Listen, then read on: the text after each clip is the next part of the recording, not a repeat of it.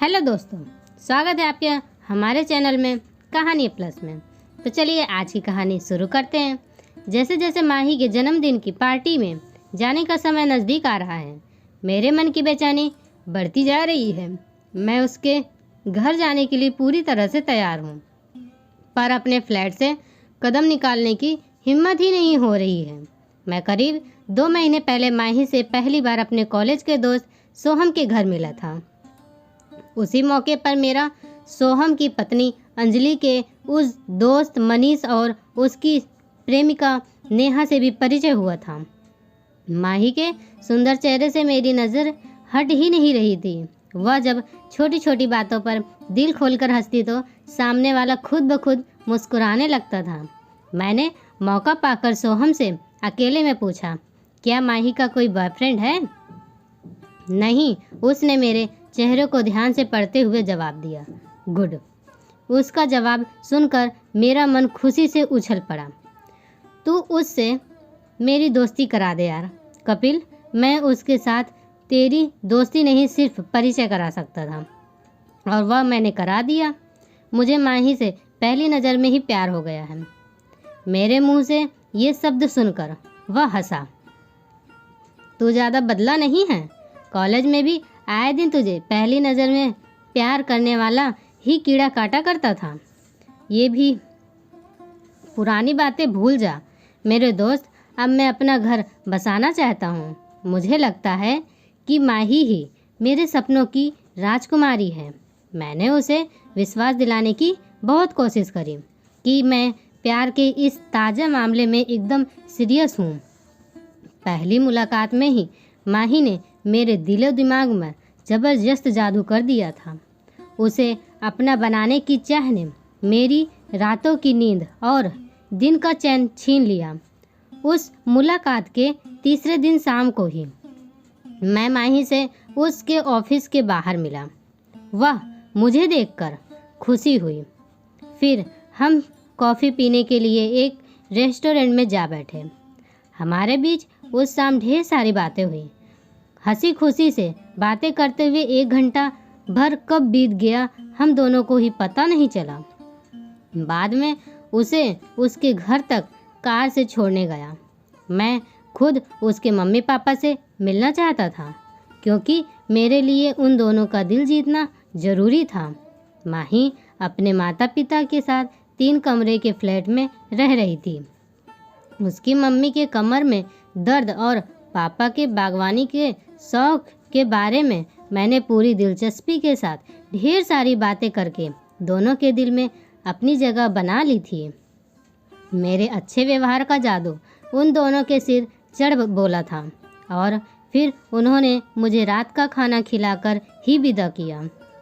शहर के जिन नामी हड्डियों के डॉक्टर से 2 दिन बाद मैंने माही की मम्मी का इलाज शुरू करवाया था, उनकी दवा से उन्हें बहुत फ़ायदा हुआ। अगले संडे की शाम को मुझे से बागवानी पर एक पुस्तक की भेंट पाकर माही के पिता ने मुझे बड़े अपनेपन के साथ छाती से लगाया और मुझे अपनी मंजिल मिल जाने का विश्वास हो चला। मेरे आग्रह पर माही कुछ दिनों बाद मेरे साथ बाहर घूमने चली आई। मैं उसका दिल जीतने का मौका नहीं चूक सकता था। जब मैंने अचानक उसे गुलाब के फूलों का गुलदस्ता भेंट किया तो वह खुशी से फूली नहीं समाई। धीरे धीरे हमारे बीच मिलना जुलना बढ़ता गया। उसे अपने साथ खूब खुश देखकर मेरा दिल कहता था कि वह मुझसे शादी करने के लिए जल्दी ही राजी हो जाएगी। तुम्हारे जैसा सुशील, सुंदर, स्मार्ट व कमाऊ लड़का अभी तक बिना गर्लफ्रेंड के कैसे है? कुछ दिनों बाद मेरे साथ एक दिन पार्क में घूमते हुए माही ने अचानक यह सवाल पूछा, तो मैं मन ही मन बहुत बेचैन हो उठा। मैंने अपने मन की उथल पुथल को काबू में रखकर सहज आवाज़ में जवाब दिया, माही, मेरी जान पहचान तो बहुत सारी लड़कियों से है, पर कभी कभी मुझे भी यह सोचकर बहुत हैरानी होती है कि मेरी ज़िंदगी में आज तक मेरे सपनों की राजकुमारी क्यों नहीं आई। सपनों की राजकुमारी या राजकुमार कम ही मिलते हैं। कपिल, मुझे क्या मेरे सपनों की राजकुमारी मिलेगी? मैंने प्यार से उसकी आंखों में झांकते हुए पूछा। मुझे क्या पता, यह कहकर उसका शर्मा जाना मेरे मन को गुदगुदा सा गया। मैं अगले दिन ऑफिस बहुत खुश मूड में पहुंचा। मेरी सहयोगी रीतू मेरे चैम्बर में आई और बोली, शनिवार और इतवार को कहाँ गायब रहे कपिल? तबीयत ठीक नहीं थी। उसकी नाराज़गी दूर करने के लिए मैंने उसके गाल पर छोटा सा चुंबन अंकित करा। उस शनिवार को मेरे साथ रहोगे या मैं कोई और प्रोग्राम बना लूँ?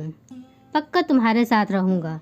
उसके गाल पर शरारती अंदाज में चिकोटी काट कर मैं काम में लग गया। माही से मैंने पिछले दिन झूठ बोला था। अब तक बहुत सारी लड़कियां मेरी प्रेमिकाएं बन चुकी थी। वह माही उन सब से बहुत बेहतर थी। अच्छी पत्नी बनने के सारे गुण उसमें मौजूद हैं। मैंने मन ही मन उसके साथ शादी करने का फैसला कर लिया था। शनिवार की रात मैंने रीतू के साथ डिनर किया और फिर रात उसके बाहों में उसके फ्लैट में गुजारी। सच्चाई यही है कि मुझे ऐसा करते हुए किसी भी प्रकार की ग्लानि महसूस नहीं हुई, क्योंकि तब तक मैंने माही से शादी का कोई वादा तो किया नहीं था। वैसे 2 हफ्ते बाद आए रविवार को माही के सामने शादी का प्रस्ताव रख मैंने इस कमी को पूरा कर दिया। तुम्हारे बिना मुझे अपनी ज़िंदगी अधूरी सी लगने लगी है माही। तुम हमेशा के लिए मेरी हो जाओ, मेरे सपनों की राजकुमारी। मैंने उसकी आंखों में प्यार से झांकते हुए कहा तो उसके गोरे गाल लाल गुलाबी हो गए। जिंदगी की राहों में तुम्हारे हमसफ़र बनकर मुझे बहुत खुशी होगी कपिल। इन शब्दों में उसकी हाँ सुनकर मेरी खुशी का ठिकाना नहीं रहा। फिर हमारे बीच यह फैसला हुआ कि 3 दिन बाद माही के जन्मदिन के अवसर पर हम शादी करने के अपने फैसले को सब दोस्तों, रिश्तेदार व परिवार के सदस्यों को अवगत कराकर सरप्राइज देंगे। अगली रात 9 बजे के करीब बिना सूचना दिए सोहम, अंजलि, मनीष और नेहा मुझसे मिलने मेरे फ्लैट पर आए। मेरी तरफ नीले कवर वाली एक फाइल बढ़ाते हुए मनीष बहुत गंभीर लहजे में बोला, कपिल, इस फाइल को पढ़ो। पढ़कर मुझे मालूम पड़ा कि वह माही की मेडिकल फाइल थी। उसने करीब 10 महीने पहले नींद की गोलियां खाकर आत्महत्या करने की कोशिश करी थी। इस फोटो में माही के साथ उसका प्रेमी राजीव खड़ा है। इसी के हाथों प्यार में धोखा खाकर वह माही ने आत्महत्या करने की कोशिश करी थी। अंजलि ने अपने पर्स से निकालकर एक पासपोर्ट साइज का फ़ोटो मेरे हाथ में पकड़ा दिया। मनीष ने दांत पीसते हुए बताया, यह धोखेबाज इंसान एक तरफ तो माही से शादी करने का दम भरता था और दूसरी तरफ शिमला में अपनी पुरानी प्रेमिका के साथ होटल में गुलछर्रे उड़ा रहा था। यह खबर माही को अपनी जान पहचान की लड़की से मिली तो उसे इतना गहरा सदमा पहुंचा कि उसने आत्महत्या करने की कोशिश करी। तुम मेरी इस टेढ़ी उंगली को देखो। मुझे राजीव एक बार किसी पार्टी में मिला था। मैंने गुस्से से पागल होकर उसके ऊपर इतने गुस्से बरसाए कि मेरी इस उंगली में फ्रैक्चर हो गया। नेहा ने रोक लिया, नहीं तो मैं उसे उस दिन जान से ही मार देता। सोहम ने गुस्से से लाल हो रहे मनीष को शांत करने के बाद मुझसे कहा, माही के अंदर वैसा दूसरा सदमा सहने की ताकत नहीं है। कपिल, अगर तुम्हें लगता है कि तुम उसके प्रति ज़िंदगी भर वफादार नहीं रह पाओगे तो कल उसके जन्मदिन की पार्टी में मत आना। उसे दुख तो बहुत होगा पर हम उसे संभाल लेंगे। अंजलि ने मुझसे भावुक लहजे में प्रार्थना करी, फैसला सोच समझ कर करना कपिल। अगर माही के हित के खिलाफ जाने वाला कोई रिश्ता आज भी तुम्हारी ज़िंदगी में बना हुआ है तो उसे आज रात जड़ से नष्ट कर देना। हमेशा उसके प्रति वफादार रहने का प्रण कर ही कल की पार्टी में आना प्लीज़। इसके बाद सभी बारी बारी से मुझे गले लगाकर चले गए। मैं रात भर ठीक से नहीं सो पाया। अगले दिन ऑफिस भी नहीं जा सका। सारा दिन गहन सोच विचार करने के बावजूद किसी फैसले पर पहुंचना संभव नहीं हुआ। मैं माही से शादी करना चाहता हूं पर अपने मन की कमजोरी का भी मुझे एहसास है किसी एक स्त्री का होकर रहना मेरी फितरत में नहीं। मुझे फैसला सोच समझकर करना ही था, क्योंकि मैंने अब जिन लड़कियों के साथ प्यार का खेल खेला था उन सब के ऐसे खतरनाक शुभ चिंतक दोस्त नहीं थे। फिर धीरे धीरे ज़बरदस्त टेंशन का शिकार बने मेरे मन में यह बात जड़े जमाने लगी कि मैं न माही के लायक हूँ और न ही किसी उसके शुभ चिंतकों की दोस्ती या दुश्मनी के।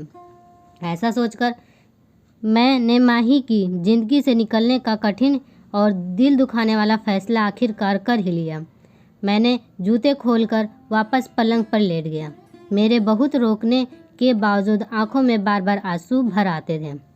8 बजे के करीब मेरे मोबाइल फ़ोन की घंटी बजने लगी तो मैंने फ़ोन को स्विच ऑफ कर दिया। फिर 9 बजे के करीब बाहर से किसी ने घंटी बजाई तो मैं चौंक कर उठ बैठा। दरवाज़ा खोला तो सामने माही को देखकर मेरा दिल बैठ गया। मुझे विश नहीं करोगे? उसने सहज भाव से मेरे हाथ अपने हाथों में ले लिए। हैप्पी बर्थडे, मैंने ज़बरदस्ती मुस्कुराते हुए उसे शुभकामनाएं दी।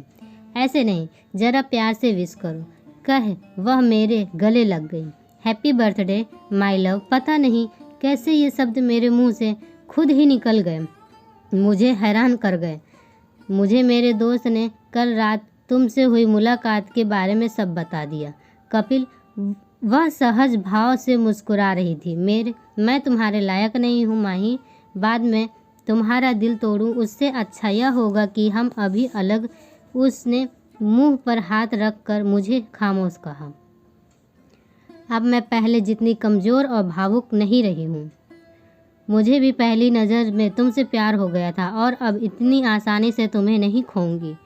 तुम्हें मेरा प्यार ज़रूर बदल डालेगा। मुझे डर है कि मैं तुम्हारे इस विश्वास पर खरा नहीं उतर सकूंगा। मेरे इस विश्वास के कारण को समझ लोगे तो ऐसा नहीं कहोगे। आज बर्थडे पार्टी में ना आकर तुमने जिस ईमानदारी का सबूत दिया है उसका मेरी नज़रों में बहुत महत्व है। यही ईमानदारी तुम्हें अंदर भावी बदलाव का बीज बनेगी।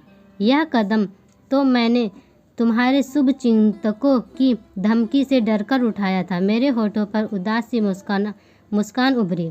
वे मुझे बहुत प्यार करते हैं, वे तुम्हें धमकाने का कोई अधिकार नहीं था। मैं सचमुच तुमसे दूर नहीं होना चाहती हूँ, कहकर वह मेरी छाती से आ लगी। मैंने उसे बहुत मजबूती से अपनी बाहों के घेरे में कैद कर लिया। उस पल मेरे दिलो दिमाग में कोई उलझन या अनिश्चितता बाकी नहीं बची थी। उसकी आंखों में लहरा रहे प्यार के सागर को देखकर मुझे विश्वास हो चला था कि भविष्य में कोई ऋतु मुझे कभी ललचाकर माही के प्रति बेवफाई करने का कोई भी मजबूर नहीं कर सकेगी। इस तरह से यह कहानी समाप्त होती है। आपको हमारी कहानियाँ पसंद आए तो हमारे वीडियो को लाइक और चैनल को सब्सक्राइब कीजिए।